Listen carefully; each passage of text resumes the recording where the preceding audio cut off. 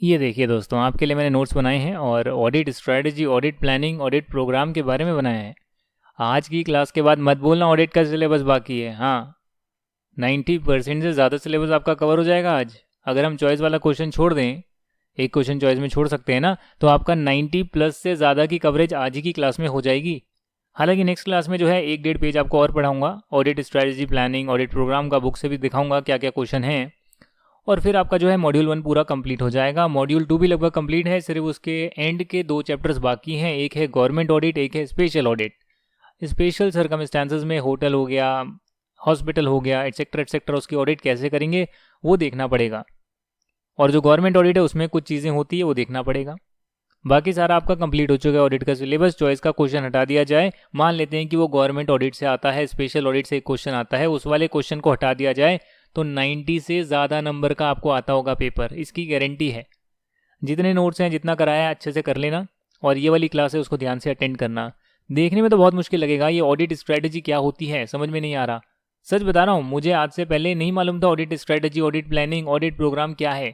Audit programme तो खैर मालूम था क्योंकि वो हमने किया है, पर ऑडिट प्लानिंग और ऑडिट स्ट्रेटजी हम नहीं बनाते सर, आर्टिकल असिस्टेंट नहीं बनाते। अगर आप प्रैक्टिकली ऑडिट पे जाएंगे तो आपको ऑडिट प्रोग्राम ज़रूर मिलेगा देखने के लिए, बनाने के लिए, जो भी है रेफर आप कर सकते हैं। पर ऑडिट प्लानिंग और स्ट्रेटजी सीधा पार्टनर डायरेक्टर के पास रहती है, मैनेजर के पास रहती है, हमें नहीं पता लगती है। और जो भी मैं पढ़ा रहा हूँ प्रैक्टिकल एक्सपीरियंस के बेस पर पढ़ा रहा हूँ। किताब तो मैंने ज़्यादा पढ़ी नहीं, आपको बताया था ऑडिट की। और आप लोगों के लिए जब स्टडी करी तो मुझे पता लगा इतना मुश्किल है, कुछ समझ में नहीं आ रहा, और इसीलिए उसको बहुत आसान बना दिया है। ऑडिट स्ट्रेटजी का मतलब है क्या करना है, और ऑडिट प्लानिंग का मतलब है कैसे करना है। बात खत्म। क्या करना है आप बता रहे हैं और उसे कैसे करना है डिटेल में बता रहे हैं, तो आ गया ऑडिट प्लानिंग। और एक्चुअली में जो ऑडिट के प्रोसीजर आप अप्लाई कर रहे हैं उसे लिख रहे हैं, कौन क्या बंदा काम करेगा, कैसे प्रोसीजर को अप्लाई करेगा, वो है ऑडिट का प्रोग्राम। यानी स्टार्टिंग में हमने डिस्टिंक्शन कर दी है। अब ध्यान से पढ़ते हैं ऑडिट स्ट्रेटजी को। क्या करना है sir? Audit strategy sets scope, timing and direction of the audit. किस दिशा में ऑडिट करी जाएगी, कितना स्कोप है हमारा एंगेजमेंट का, किस वक्त ऑडिट करी जाएगी, किस टाइम पीरियड की करी जाएगी। And it guides in the development of more detailed plan. यानी कि जो स्कोप है, टाइमिंग है, डायरेक्शन जो दे रहा है ऑडिट को, ऑडिट स्ट्रेटजी जो है वो ऑडिट प्लान की डेवलपमेंट में मददगार साबित हो रही है, गाइड कर रही है कि आप ऑडिट प्लान कैसे बनाएंगे। ऑडिट प्लान जो एक्चुअली में होता है वो डिटेल प्रोसीजर होता है to be used in audit depending on the strategy. Strategy के हिसाब से आप प्लान बनाते हैं कि इसको अब एग्जीक्यूट कैसे करें, कैसे करना है। उदाहरण के तौर पर मैंने गूगल से एक एग्जाम्पल लिया है, एसीसी की वेबसाइट से लिया है, यानी कि एसीसी का जो कोर्स होता है वहाँ पर ये एग्जाम्पल दिया गया था जो मैं आपके लिए लेकर आया हूँ। मान लेते हैं कि एक न्यू ऑर्गेनाइजेशन है जिसके पास प्रॉपर कंट्रोल नहीं है, तो इसका मतलब हम ऑडिट स्ट्रेटजी में लिखेंगे कि हमें कंट्रोल्स पर रिलाई नहीं करना है और सब्सटैंटिव टेस्टिंग करनी होगी। ये हमारी ऑडिट की स्ट्रेटजी है। पर सब्सटैंटिव प्रोसीजर हम डिसाइड करेंगे कैसे करेंगे, कैसे परफॉर्म करेंगे, उनका नेचर, टाइमिंग, एक्सटेंट क्या होएगा, वो ऑडिट का प्लान होएगा। वो ऑडिट का प्लान होएगा कि हम नेचर, टाइमिंग, एक्सटेंट कैसे डिजाइन कर रहे हैं। This is planning. और एक्चुअली में जब वर्क एलोकेट होगा और बंदे ऑडिट का प्रोसीजर परफॉर्म करेंगे एक एक एंट्री पर, एक एक पर्टिकुलर हेड पे, वो आपका ऑडिट प्रोग्राम होता है जहां पर ऑडिट प्रोसीजर आप अप्लाई करते हैं to the financial statement and items for obtaining sufficient appropriate audit evidence. यानी एक्चुअली में आप ऑडिट एविडेंस ऑब्टेन करने की जहां कोशिश कर रहे हैं वो सारी बातें जो है ऑडिट के प्रोग्राम में लिखी होती है। जब वर्क एलोकेट हो जाता है, कौन बंदा क्या काम करेगा, उसके बाद ऑडिटर जो है प्रिपेयर करता है ऑडिट का प्रोग्राम जिसमें लिखे होते हैं steps that the audit team needs to follow while conducting the audit. अगर मैं आपको अपना ऑडिट का कोई भी वर्किंग पेपर दिखाऊं, कैश एंड बैंक का दिखा दूं, एक्सपेंसेस का दिखा दूं, सेल्स का, परचेज का दिखा दूं, तो उसके पहली फ्रंट शीट पर लिखा होता है ऑडिट प्रोसीजर। वो एक तरह से आप कह सकते हैं कि ऑडिट प्रोग्राम का ही काम होता है कि किसने क्या काम किया, रिव्यू किसने किया, वो लिखा होता है, और क्या ऑब्जर्वेशन हमारी थी, क्या हमने ऑडिट एविडेंस ऑब्टेन करा, वो सब उसमें लिखा होता है। तो अगर ये ऑडिट प्रोसीजर में एक एक आइटम का बना लूँ तो वो सब का सब बंडल में कहलाएगा ऑडिट प्रोग्राम। ये सारी बातें अगर आपको समझ में आ गई तो ओवरऑल ऑडिट स्ट्रेटजी को एस्टैब्लिश कैसे करते हैं उसके प्रोसीजर लिखे गए हैं। सबसे पहले आपको स्कोप आइडेंटिफाई करना होता है एंगेजमेंट का। और जहां तक बात है स्टैट्यूटरी ऑडिट की, तो वहां पर तो आपको स्कोप मालूम ही है कि एक स्टैट ऑडिटर क्या क्या काम कर सकता है, वो आप लोग को मालूम ही है। उसके बाद आपको असर्टेन करने होते हैं reporting objectives of the engagement, यानी कि ऑडिट रिपोर्ट में क्या रिपोर्ट करना आपका ऑब्जेक्टिव है। ट्रू एंड फेयर पर देना है, ठीक है sir. Consideration of significant factors in directing the engagement teams effort. कौन कौन से ऐसे फैक्टर हैं जो आपको कंसीडर करने पड़ेंगे जिससे कि आप अपने इंगेजमेंट टीम को डायरेक्ट कर पाएं वो काम करवाने के लिए जो आपका ऑडिट का ऑब्जेक्टिव है। Consider the result of preliminary engagement activities and ascertain the nature, timing, extent of resources required for the engagement. यानी ये जो है आप पूरी की पूरी स्ट्रैटेजी अपनी तैयार कर रही हैं। इंगेजमेंट का स्कोप से लेकर क्या उसका ऑब्जेक्टिव है, क्या सिग्निफिकेंट फैक्टर्स हैं जो इफेक्ट करेंगे, आप इंगेजमेंट टीम को डायरेक्ट करेंगे, उसमें कौन कौन से सिग्निफिकेंट फैक्टर जो है दखल अंदाजी करेंगे, उनका स्किल सेट, उनका कॉम्पिटेंस और क्या क्या चीज़ें दखल अंदाजी करेगी उसको आप देख रहे हैं। रिजल्ट जो आया था प्रिलिमिनरी इंगेजमेंट एक्टिविटीज़ का उसे भी कंसीडर कर रहे हैं, कोई इंपॉर्टेंट है, कोई ऐसी चीज़ें जिसके लिए आपको कुछ ध्यान देना पड़े या फिर अपनी स्ट्रैटेजी को मॉडिफाई करना पड़े, वो सारी चीज़ें आप देख रहे हैं।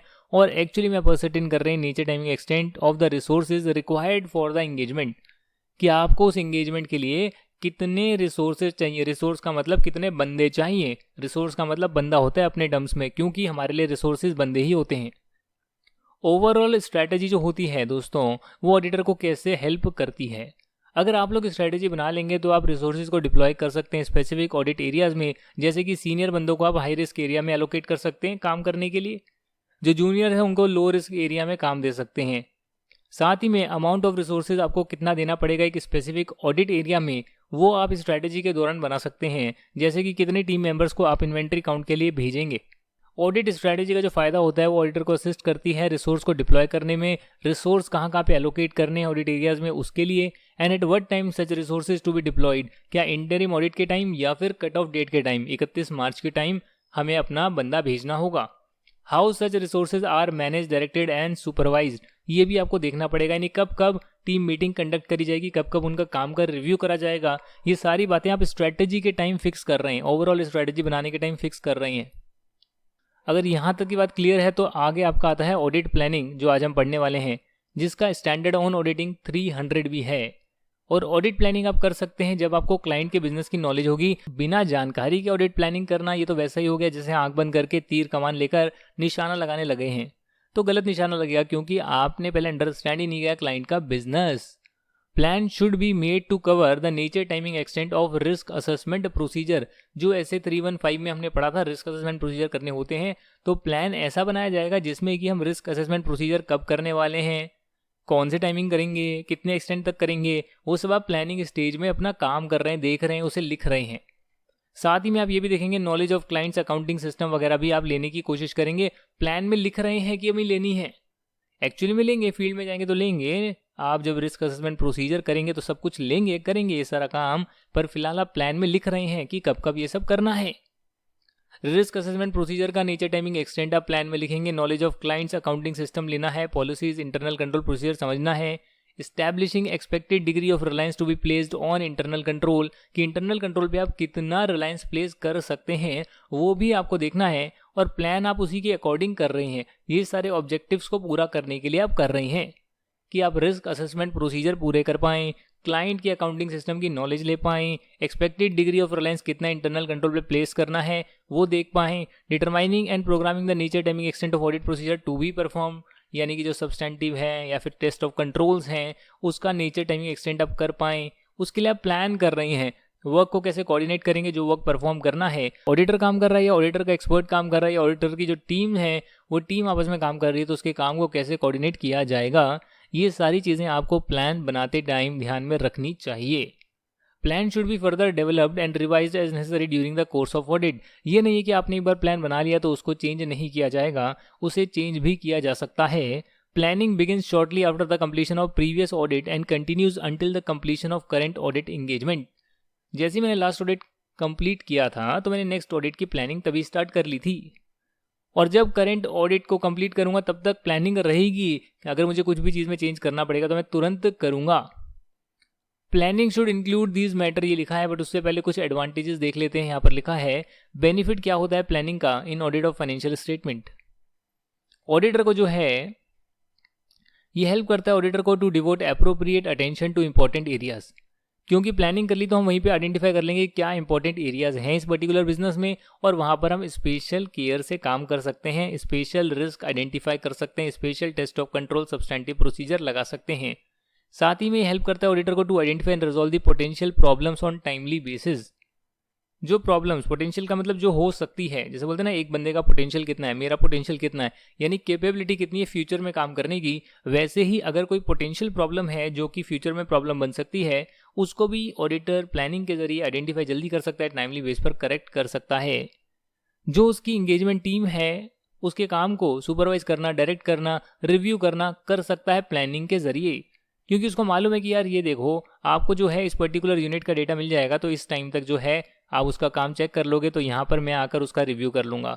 ऐसे पूरी की पूरी प्लानिंग डिज़ाइन होती है। और प्लानिंग मैंने डिज़ाइन होते हुए ज़रूर देखा है, क्योंकि वो मेरे मैनेजर और एसोसिएट डायरेक्टर करते थे कैबिन में बैठ कर कि हाँ ये सब हम करेंगे, और कई बार हमें मौका मिलता था देखने का, सुनने का कि अच्छा ये चीज़ें हो रही है। Assist in selection of appropriate audit team, planning अगर आप करेंगे तो आपको वो हेल्प करेगा सेलेक्ट करने में एप्रोप्रिएट टीम मेंबर्स को डिपेंडिंग ऑन देयर कंपिटेंस। क्योंकि आप सोचेंगे कि यार देखो मुझे ऑडिट के लिए इतने बंदे चाहिए, किसको इन्वेंट्री वैल्यूएशन अच्छे से आता है, किसको सेल्स की चेकिंग आती है, किसको परचेज की चेकिंग आती है, कौन टीओडी वगैरह अच्छे से कर लेता है इन सब एक्सपेंसेस वगैरह की, कौन फिक्स्ड एसेट अच्छे से चेक करता है, कौन बाकी सारा काम करता है। तो ऐसे अपने कंपिटेंस के हिसाब से जो है बांट दिया। तभी हम कहते हैं ना बिग फोर जाते हैं, अरे तो बिग फोर में जो जाता है वो कई एक डिपार्टमेंट में काम नहीं करता, वो एक डिपार्टमेंट के भी एक एरिया में 3 साल काम करता है, ऐसा मैंने देखा है। यानी एक बंदा जो कि एसेट साइड चेक कर रहा है वो पूरी जिंदगी 3 साल एसेट साइड ही चेक करता है जब भी ऑडिट में जाता है। जो बंदा एक्सपेंस चेक कर रहा है वो एक्सपेंस ही चेक करते रहता है 3 साल तक। जो सेल्स चेक कर रहा है रेवेन्यू चेक करते रहता है। जो बाकी चीज़ें चेक कर रहा है बाकी चीज़ें चेक करते रहता है, ऐसा मैंने देखा है। अगर आप पूरी प्लानिंग करते हैं तो ऑडिटर को असिस्ट करता है in coordinating the work done by auditor and its expert. कई बार ऐसा हो सकता है कि ऑडिटर को पूरी नॉलेज नहीं है, तो वहाँ पर वो एक्सपर्ट की सहायता ले सकता है और उनके काम को जो कोऑर्डिनेट करना है वो भी प्लानिंग के जरिए अच्छा हो सकता है। तो मोटा मोटी यही है यार, अपनी टीम को बनाना, जो टीम की कॉम्पिटेंस है उसके हिसाब से भेजना, पोटेंशियल प्रॉब्लम को टाइमली आइडेंटिफाई करना, काम को रिव्यू वगैरह करना, सुपरवाइज वगैरह करना, और कोई भी जो इंपॉर्टेंट एरियाज हैं उसको ध्यान से देखना, ये सारा काम जो है प्लानिंग के जरिए हो सकता है। यही इसकी एडवांटेज या बेनिफिट होता है। Planning should include these matters. Planning में आपको ये सारी चीज़ें ज़रूर इंक्लूड करनी है, जैसे कि एनालिटिकल प्रोसीजर को रिस्क असेसमेंट प्रोसीजर की तरह यूज़ करना, मटीरियलिटी को कैसे डिटरमाइन करना, एक्सपर्ट को इन्वॉल्व करना या नहीं करना, अदर रिस्क असेसमेंट प्रोसीजर कैसे परफॉर्म करना, obtaining the understanding of legal and regulatory framework. ये प्लानिंग में आप सारी चीज़ों को एड्रेस करते हैं कि कैसे कैसे आप करेंगे। यानी कि एनालिटिकल प्रोसीजर जो कि आपके रेशोज़ वगैरह होते हैं, आपको मालूम ही होगा रेशोज़ वगैरह जो होते हैं उसको क्या हम रिस्क असेसमेंट प्रोसीजर की तरह यूज़ कर सकते हैं। यानी कि ऑडिट पे गए भी नहीं, उससे पहले ही हम क्लाइंट की जो फाइनेंशियल स्टेटमेंट है उसकी एनालिसिस कर रहे हैं, इंडस्ट्री से कंपेयर कर रहे हैं, रेशोज़ को समझ रहे हैं और देख रहे हैं यहाँ पर यार कितना रिस्क हो सकता है। रेशोज़ की एनालिसिस के बेस पर मटीरियलिटी को डिटरमाइन करना है, उसकी प्लानिंग आपने करी है, एक्सपर्ट को इन्वॉल्व करना ही नहीं करना, अदर रिस्क असेसमेंट प्रोसीजर कैसे करने और लॉज रेगुलेशन को स्टडी करना है, उसकी अंडरस्टैंडिंग लेनी है, ये सारा काम आप प्लानिंग में करते हैं। ओवरऑल ऑडिट स्ट्रेटजी और ऑडिट प्लान है वो ऑडिटर की रिस्पॉन्सिबिलिटी होती है, इसमें कोई शक नहीं होना चाहिए। जो आपकी ऑडिट स्ट्रेटजी होती है वो क्या बताती है, क्या करना है आपको, आपका स्कोप क्या है उस पर डिपेंड करता है, आप कब लोग ऑडिट करने वाले हैं वो सब चीज़ों पर डिपेंड करता है। और स्ट्रैटेजी जो भी आप बना रहे हैं, जो भी आपने चीज़ें देखी उससे आप स्ट्रैटेजी बना रहे हैं कि हम कंट्रोल पर रिलायंस प्लेस नहीं करेंगे, सब्सटैंटिव टेस्टिंग ज़्यादा करेंगे, तो फिर आपको ये भी देखना पड़ेगा कि यार सब्सटैंटिव टेस्टिंग करेंगे तो सही, बट उसको कैसे कैसे करेंगे वो सब आपको देखना पड़ेगा, जिसके लिए आप डिटेल्ड प्लानिंग भी बनाएंगे। और प्लानिंग में आप ये सारी चीज़ें भी एड्रेस करेंगे कि मटेरियलिटी को कैसे डिटरमाइन करना है, एक्सपर्ट को इन्वॉल्व करना ही नहीं करना, लॉज रेगुलेटरी जो फ्रेमवर्क है उसकी अंडरस्टैंडिंग हमें लेनी है, और रिस्क असेसमेंट प्रोसीजर हमें कैसे परफॉर्म करने हैं। कई बार ऐसा होता है कि कुछ अनएक्सपेक्टेड इवेंट्स हो जाते हैं, यानी कि आपने प्लानिंग करी हुई है पर उसके बाद जो है कुछ ऐसे इवेंट्स हो गए जैसा कि कोई कंडीशन चेंज हो गई, चेंजेस इन द कंडीशन, और ऑडिट एविडेंस कुछ ऐसे आपके हाथ लग गए जिस वजह से ऑडिटर को अपना overall audit strategy and audit plan revise करना पड़ सकता है, मॉडिफाई करना पड़ सकता है, and thereby nature timing extent of the plan audit procedure को चेंज करना पड़ सकता है। अब आप पूछेंगे कैसे चीज़ें हो सकती है, कैसे चेंजेस हो सकते हैं, तो उदाहरण के तौर पर आपको बता सकता हूँ मैं कुछ एग्जाम्पल। जैसे कि कोई मैनेजमेंट ने बाद में डिसीजन ले लिया to dispose a major part of the entity's business, major part को चेंज करने की कोशिश करी जा रही है, मेजर पार्ट को सेल करने की कोशिश करी जा रही है। ऑडिटर की जो अंडरस्टैंडिंग थी एंटिटी के बारे में, उसके ऑपरेशन के बारे में, वो ऑल टुगेदर चेंज हो गई अचानक से, क्योंकि उसको ऐसी बातें पता लगी जिससे उसको लगा कि यार जो मैं अंडरस्टैंडिंग डेवलप करके बैठा था एंटिटी के बारे में वैसा है ही नहीं, ये एंटिटी का काम तो कुछ और है। अब जब ऐसी चीज़ें होती है तो उसने जो प्लान बनाया, स्ट्रैटेजी बनाई, वो पूरी चेंज करनी पड़ जाएगी। और इसीलिए एक कंटिन्यूअस प्रोसेस होता है अपनी स्ट्रैटेजी को, प्लान को चेंज करना, और ये ऑडिटर की रिस्पॉन्सिबिलिटी भी होती है। साथ में ऑडिटर की ये रिस्पॉन्सिबिलिटी होती है कि वो अपना डायरेक्शन, सुपरविजन और रिव्यू करे। ऑडिटर का मतलब engagement partner. Auditor to include in the audit plan nature, timing, extent of direction and supervision and review. Review भी लिख देना, मतलब कि डायरेक्ट कौन करेगा, कब करेगा, सुपरवाइज कब किया जाएगा काम को, रिव्यू कब किया जाएगा in the audit plan. Audit plan में ये सारी चीज़ें इंक्लूड करेगा। Nature, timing, extent of direction and supervision depend होती है size and complexity of the entity, capability and competence of the team member, area of audit and assess risk of material miss statement. क्या लिखा है कुछ समझ में नहीं आ रहा। देखिए भाई, आप लोग कैसे डायरेक्ट करेंगे, कब डायरेक्ट करेंगे, कब सुपरवाइज करेंगे, कब रिव्यू करेंगे, डिपेंड करता है nature and size of the entity, size and complexity of the entity, area of audit, किस एरिया की बात करी जा रही है, इन्वेंट्री वैल्यूएशन एंड में किया जाता है, और बहुत सारी चीज़ें जो इंटरिम करी जा सकती है। Risk of material miss statement ज़्यादा है कम है, और आपके टीम मेंबर की कॉम्पिटेंस, कैपेबिलिटी क्या है। मतलब समझा नहीं, अगर मान लेते हैं कोई बहुत सीनियर बंदा जा रहा है जो कि काम को पूरा फाइनलाइज करके रहा था। एग्जाम्पल मेरी बात ले लीजिए आप, कि मैं गया ऑडिट पे, मैं पूरा काम झाम पूरा कर आया, मैनेजर को मालूम है कि यार ये बंदा कर आएगा तो इसमें ज़्यादा डाउट नहीं निकालेगा, सिर्फ एक बार रिव्यू करना है, थोड़े बहुत पॉइंट निकलेंगे, उसको क्लोज करेंगे, काम खत्म। पर ऐसा कोई नया बंदा जा रहा है तो, जिसकी कैपेबिलिटी नहीं है, तो उसे बोलना पड़ेगा यार जा, तू 1 महीने का काम है, बट 1 हफ्ते के बाद पहले मुझसे रिव्यू करवा ले, कितना काम किया, ठीक किया, नहीं किया, उसके बाद दोबारा जाकर रिव्यू करवा, पूरा काम करके रिव्यू करा, उन चीज़ों को ठीक कर। उदाहरण के तौर पे मान लेते हैं कि अगर आपका assess risk of material miss statement high हो गया, इंक्रीज हो गया, तो क्या आप इंक्रीज नहीं करेंगे extent and timeliness of direction and supervision and more detailed review of their work. तो इन चीज़ों पर डिपेंड करता है nature, timing, extent of direction, supervision and review. अगर आपका कॉम्प्लेक्स है एंटिटी तो आप ज़्यादा सुपरविजन, डायरेक्शन करेंगे, ज़्यादा रिव्यू करेंगे। कॉम्पिटेंस, कैपेबिलिटी नहीं है तो ज़्यादा सुपरविजन वगैरह करने की जरूरत पड़ेगी। अगर आपका जो एरिया ऑफ ऑडिट है वो ज़्यादा गंभीर है तो आपको ज़्यादा सुपरविजन करने की जरूरत पड़ सकती है। और अगर assess risk of material miss statement बढ़ गया, आरएमएम बढ़ गया, तो आप ज़्यादा एक्सटेंट तक चेकिंग करेंगे, ज़्यादा एक्सटेंट तक उसका डायरेक्ट करेंगे, उसे सुपरवाइज करेंगे, उसका काम को रिव्यू करेंगे। और जो भी काम किया है दोस्तों, ऐसे 230 बोलते हैं चीज़ों को डॉक्यूमेंट कर लेना चाहिए, चाहे वो आपका ऑडिट प्लान हो, ओवरऑल ऑडिट स्ट्रेटजी हो, और जो आपने चेंजेस करा है इनमें प्लान स्ट्रेटजी में और किस कारण के वश आपने चेंज किया है, वो सारी चीज़ें आपको लिखनी पड़ेगी, डॉक्यूमेंट करनी पड़ेगी कागज़ में। कागज़ कह लीजिए, सॉफ्ट कॉपी कह लीजिए, जो भी कहना चाहे कह लीजिए। एसए 300 के बाद है एसए 320, जो कि materiality in planning and performance and audit की बात करता है। आपका एसए 320 बोलता है auditor should consider materiality and it's relationship with audit risk while conducting an audit. Auditor should consider materiality and it's relationship with audit risk while conducting an audit. मतलब क्या हो गया सर? मतलब कि जो मटीरियलिटी फिक्स कर रहा है वो पहले स्टडी कर ले ऑडिट रिस्क को, उसके बाद मटीरियलिटी फिक्स करे, ये बोल रहा है। क्योंकि आपको ऑडिट रिस्क को एक्सेप्टेबली लो लेवल तक लाना होता है, कितना रिस्क है उसके हिसाब से आप मटीरियलिटी लेवल फिक्स कर सकते हैं। Auditors assessment of materiality and audit risk may be different at the time of initial planning and at the time of evaluating the results of audit procedure. बात समझ रहे हैं आप? मतलब जब आपने स्टार्टिंग में फाइनेंशियल स्टेटमेंट आई आपके पास, आपने तब फिक्स करी प्लानिंग स्टेज पर मटीरियलिटी, आपने ऑडिटर्स देखा। आगे जब आप ऑडिट करने गए, क्लाइंट की ज़्यादा अंडरस्टैंडिंग आपको लगी, तो हो सकता है कि आपने ऑडिट रिस्क को रिवाइज कर लिया, क्योंकि ऑडिट रिस्क जो है risk of material miss statement multiply by detection risk होता है। तो अगर यहाँ पर कुछ चेंज हो गया, रिवीजन हो गई, तो ऑडिट रिस्क भी रिवाइज होगा। ऑडिट रिस्क भी रिवाइज होगा तो हो सकता है मटीरियलिटी का लेवल भी आप कम या ज़्यादा करें। तो ड्यूरिंग द पीरियड जो है मटीरियलिटी, ऑडिट रिस्क भी चेंज हो सकता है, उसके अकॉर्डिंग जो है आपके प्लान्स वगैरह भी चेंज हो सकते हैं, और प्लान्स वगैरह के अकॉर्डिंग ये सब भी चेंज हो सकता है। यानी सब कुछ इंटरडिपेंडेंट है, इंटरलिंक्ड है।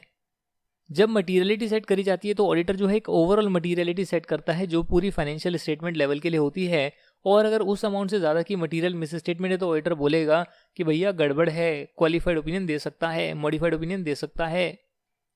दूसरी मटीरियलिटी होती है परफॉर्मेंस मटीरियलिटी। मतलब कि आप एक particular class of transaction check कर रहे हैं, या कोई अकाउंट बैलेंस या फिर कोई डिस्क्लोजर चेक कर रहे हैं, और वो इतना इंपॉर्टेंट आइटम है कि आपके फाइनेंशियल स्टेटमेंट के यूज़र को या उनके डिसीजन को इम्पैक्ट कर सकता है, तो आप पर्टिकुलर अकाउंट बैलेंस के लिए मटीरियलिटी का लेवल लोअर सेट करते हैं, लेसर देन ओवरऑल मटीरियलिटी। मान लेते हैं मैंने यहाँ पर सेट करा 5 लाख रुपए, तो मैंने परफॉर्मेंस मटीरियलिटी है 2 लाख रुपए सेट करा। अब ये जो सेट किया ये ऑडिटर की जजमेंट पर डिपेंड करता है, जो अलग अलग पैरामीटर्स के बेस पर सेट करी जा सकती है, जिसके लिए नेक्स्ट स्लाइड आने वाली है।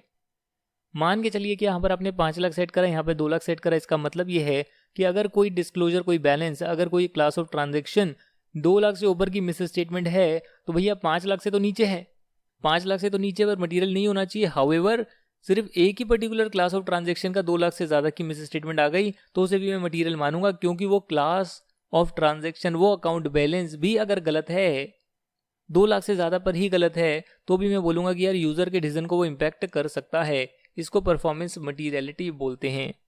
Materiality can be fixed using any of the benchmark. आप चाहें तो एसेट लाइबिलिटी का परसेंटेज ले लीजिए, इक्विटी रेवेन्यू या एक्सपेंस का परसेंटेज ले लीजिए, ई लगा लेना आगे। तो आप एलिमेंट्स ऑफ फाइनेंशियल स्टेटमेंट में ये सब ले सकते हैं और इनके किसी भी परसेंटेज टर्म्स में सेट कर सकते हैं। परसेंटेज क्या होगी ऑडिटर की जजमेंट पर डिपेंड करता है। Items on which the user tend to be focus, जैसे कि प्रॉफिट है, रेवेन्यू है, नेट एसेट्स हैं, उसके बेस पर भी मटीरियलिटी फिक्स करी जा सकती है। हम लोग रेवेन्यू के बेस पर करते थे, आपको बता देता हूँ, क्योंकि जो रेवेन्यू वाली ऑर्गेनाइजेशन है एसेट बेस वाली नहीं है, जिसका रेवेन्यू हर साल आते रहता है, उसका हम रेवेन्यू का 2% लेते थे और 0.5%, 1%, 1.5%, 2% ऐसे 4 लेवल सेट करते थे अलग अलग रिस्क एरियाज के लिए, और उसका कोई परफॉर्मेंस मटीरियलिटी भी एक परसेंटेज लगाकर हम सेट करते थे। नेचर ऑफ द एंटिटी पे भी डिपेंड करता है, उसके ओनरशिप स्ट्रक्चर और वे इट इज़ फाइनेंस पर भी डिपेंड करता है कि आप कैसे फिक्स करने वाले हैं मटीरियलिटी का लेवल। बट जो भी आप बेस लें उस पर आप एक सर्टेन परसेंटेज से मल्टीप्लाई करेंगे, जो कि ऑडिटर की जजमेंट पर डिपेंड करता है आप कौन से परसेंटेज से मल्टीप्लाई करने वाले हैं। चाहे आप प्रॉफिट बिफोर टैक्स लें, टोटल रेवेन्यू लें, ग्रॉस प्रॉफिट लें, टोटल एक्सपेंस लें, टोटल इक्विटी लें या फिर नेट एसेट वैल्यू लें, इनमें से आप कुछ भी लें, मल्टीप्लाई पे जो परसेंटेज ऑडिटर रखेगा 2% से मल्टीप्लाई कर वो मटीरियलिटी लेवल आएगा। मान लेते हैं कि 1 करोड़ जो है सेल्स है, तो फिर उसका 2% कितना आ गया, 2 लाख रुपए आ गया, तो 2 लाख उसके लिए मटीरियल होगा। तो यहाँ तक की बात क्लियर है आपको।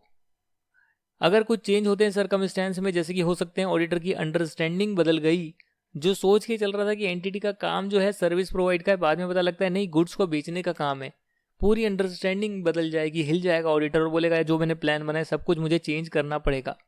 मैनेजमेंट ने अचानक डिसाइड कर लिया major part of the entity business को हमें बेचना है। जो फर्स्ट कट फाइनेंशियल स्टेटमेंट दे, फर्स्ट कट का मतलब जो स्टार्टिंग में आपके पास आते हैं फाइनेंशियल स्टेटमेंट, उसके बेस पर आपने मटीरियलिटी फिक्स करी थी। However later actual financial statement जब बनते हैं, जिसमें आप सब कुछ रिक्लासीफाई वगैरह करने के बाद, ठीक ठाक करने के बाद, या कोई चीज़ अनरिकॉर्डेड है उसे रिकॉर्ड करने के बाद, एडजस्टमेंट एंट्री पास करने के बाद जो चीज़ें आती है उसमें एक डिफरेंट पिक्चर प्रेजेंट होती है। तो आपको लगता है यार ये जो मैंने पुरानी फाइनेंशियल स्टेटमेंट के बेस पर जो गलत थी, जो मैनेजमेंट ने भेजी थी, ऑडिट से पहले भेजी थी, उसके बेस पर मटीरियलिटी फिक्स कर ली है। अब जो मैंने एक्चुअल फाइनेंशियल स्टेटमेंट बना लिए हैं, मुझे उसके हिसाब से एक बार देखना चाहिए क्या मटीरियलिटी होगा। मान लेते हैं यहाँ पर जो है इन्होंने सेल्स बहुत ज़्यादा दिखाई हुई है, बाद में रिक्लासीफाई होकर पता लगे सेल्स तो कम है, यानी कम अमाउंट से ऊपर भी अगर गलती होगी तो वो मटीरियल हो जाएगा। रेवेन्यू अगर आपने 2 करोड़ दिखाया तो 2 करोड़ का 2% होता है 4 लाख रुपए।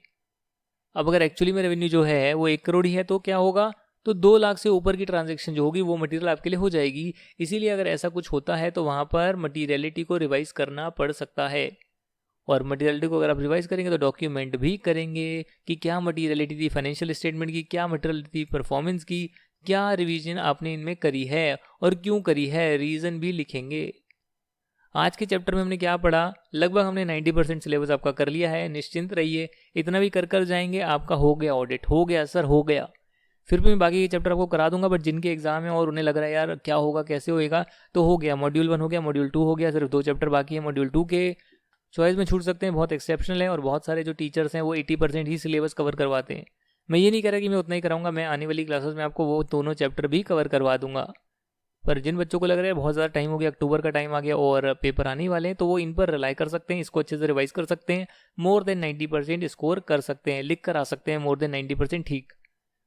और क्या है हमने क्या पढ़ा आज, ऑडिट स्ट्रेटजी क्या करना है, प्लानिंग कैसे करना है, प्रोग्राम बाद में करेंगे, एक्चुअल प्रोसीजर जिससे आप sufficient appropriate audit evidence obtain करते हैं वो ऑडिट प्रोग्राम उसका बनता है, बाद में करेंगे, कल करेंगे। ओवरऑल ऑडिट स्ट्रेटजी मैंने आपको बताया, एक पर्टिकुलर प्रोसीजर होता है, स्कोप ऑब्जेक्टिव देखकर कौन से फैक्टर जो है एंगेजमेंट टीम के एफर्ट को इम्पैक्ट कर रहे हैं, कौन से रिसोर्सेज मुझे चाहिए, वो सब आपको देखना पड़ता है, और उसके बेस पर आप अपनी स्ट्रेटजी बनाते हैं जो ऑडिटर को असिस्ट करती है रिसोर्सेज को मैनेज करने में, अल्टीमेटली रिसोर्स को मैनेज करने में। फिर आप ऑडिट प्लानिंग भी करते हैं, ऑडिट प्लानिंग में आप सारी चीज़ें देखते हैं कि आपको अकाउंटिंग पॉलिसी की नॉलेज लेनी है, रिस्क असेसमेंट प्रोसीजर कैसे करने हैं, ऑडिट प्रोसीजर का नीचे टर्मिंग एक्सटेंट क्या होएगा, वर्क को कोऑर्डिनेट कैसे करना है, वो सारी चीज़ें आप देखते हैं। और प्लानिंग जो है उसको रिवाइज भी आप करते रहते हैं। बेनिफिट यही होता है यार, जो ऑडिटर होता है वो सारी चीज़ें जो है टाइमली मैनर में कर पाता है, प्रॉपर सुपरवाइज रिव्यू वगैरह कर सकता है। अगर प्लानिंग ढंग से करी होगी तो कोऑर्डिनेट भी काम को कर सकता है। और प्लानिंग में जो है वो कम से कम ये चीज़ें तो कवर करेगा ही कि क्या वो एनालिटिकल प्रोसीजर को रिस्क असेसमेंट प्रोसीजर की तरह यूज़ कर सकता है, मटीरियलिटी को कैसे डिटरमाइन करेगा, एक्सपर्ट को यूज़ करेगा, लीगल रेगुलेटरी फ्रेमवर्क को कैसे समझेगा। Audit strategy, audit plan auditor की रिस्पॉन्सिबिलिटी होती है। अगर कोई अनएक्सपेक्टेड इवेंट आ गए तो उन्हें रिवाइज भी करना पड़ सकता है। डायरेक्शन सुपरविजन रिव्यू कैसे करना है वो भी प्लान के अंदर इंक्लूडेड रहेगा। और ये डिपेंड होता है कि एंटिटी का साइज़ क्या है, कॉम्प्लेक्स कितना है, बंदों की कैपेबिलिटी क्या है, किस एरिया की ऑडिट के संदर्भ में बात करी जा रही है, और रिस्क ऑफ मटीरियल मिसस्टेटमेंट कितना है। इन चीज़ों पे डिपेंड करता है कि आप कितना डायरेक्ट सुपरविजन और रिव्यू करेंगे, उतना प्लान में आप लिखेंगे। चेंज होता है तो ज़रूर आप इसे ज़रूर डॉक्यूमेंट करिएगा। प्लान स्ट्रैटेजी को आप ज़रूर डॉक्यूमेंट करिएगा, क्यों चेंज हुआ उनके कारण वगैरह ज़रूर डॉक्यूमेंट करिएगा। मटीरियलिटी जो है प्लानिंग के स्टेज पर आप बना सकते हैं और ओवरऑल बना सकते हैं फाइनेंशियल स्टेटमेंट लेवल पर और परफॉर्मेंस लेवल पर, यानी कोई एक particular account, class of transaction कहीं पर इससे पर्टिकुलर लिमिट से ज़्यादा होगा तो फाइनेंशियल स्टेटमेंट के यूज़र का डिसीजन इंपैक्ट कर सकता है, therefore that is material to them. और बस यही था आपकी आज की क्लास में। मिलेंगे कल और हो जाएगा आपका 90% ज़्यादा syllabus complete. Thank you very much and bye bye.